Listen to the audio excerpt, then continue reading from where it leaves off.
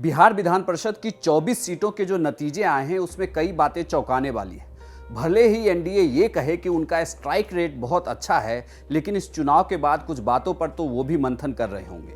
नमस्कार, मैं हूं इंद्रमोहन, आप देख रहे हैं बिहार तक। सबसे बड़ी बात यह रही कि इस पूरे चुनाव में आरजेडी ने जो ताकत दिखाई और जिस तरीके से तेजस्वी यादव लगातार प्रचार करते रहे, सबसे बड़ी बात, उससे भी बड़ी बात यह रही कि चुनाव के दौरान जब टिकट बांटे जा रहे थे उस वक्त आरजेडी में कई नेताओं ने इस बात का विरोध किया कि सवर्णों को इतनी ज़्यादा टिकट क्यों दी जा रही है। लेकिन लालू यादव से लेकर तेजस्वी यादव तक ने सवर्णों पर भरोसा जताया और सवर्ण ने भी आरजेडी को टिकट जीत कर दिखाया।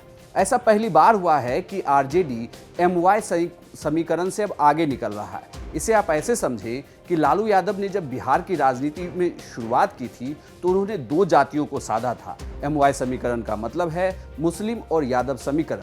इन दोनों समीकरणों के जरिए उन्होंने लगभग 30% वोटरों को अपने पाले में कर लिया था। लेकिन तेजस्वी यादव जब पिछला विधानसभा चुनाव लड़ रहे थे उस दौरान वो सत्ता के बिल्कुल करीब आते आते चूक गए। हालांकि इसके पीछे की कई वजह रही, लेकिन उसमें से एक वजह यह भी थी कि सवर्ण वोटर का आरजेडी के पक्ष में नहीं आना, और उसके बाद लगातार तेजस्वी यादव सवर्ण वोटरों को साधने में लग गए।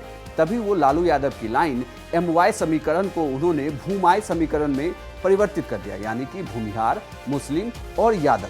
इस समीकरण से फायदा यह हुआ कि बिहार में लगभग 4.5 से 5% के आसपास जो भूमिहार समुदाय है वह धीरे धीरे कुछ क्षेत्रों में, खास करके पार्टी के कैंडिडेट की वजह से, वह आरजेडी के समर्थन में आने लगा और एनडीए से नाराजगी भी इसकी एक मुख्य वजह रही। तेजस्वी यादव खुद विधान परिषद के चुनाव प्रचार के दौरान भी यह कहते दिखे थे कि आरजेडी अब A to Z की पार्टी है। ऐसा नहीं हो सकता कि सारे चुनाव में हम एक ही जाति के उम्मीदवारों को उतारें, इसलिए जरूरी है कि हम अलग अलग जातियों को भी साधें, हम सवर्णों को भी लेकर चलें। लेकिन हम खास तौर पे अपने समाज के लोगों से कहना चाहते हैं कि कुछ तो कुर्बानी देना ही पड़ेगा। अगर आप बिहार में अपना मुख्यमंत्री चाहते हैं, अपना सरकार चाहते हैं, तो छोटी छोटी कुर्बानी नहीं दे सकते।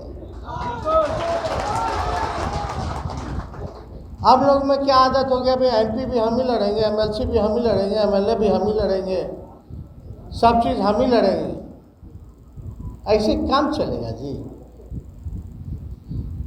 एक बगान में तरह तरह का फूल होगा तब ना बगान होगा, नहीं तो क्या फायदा।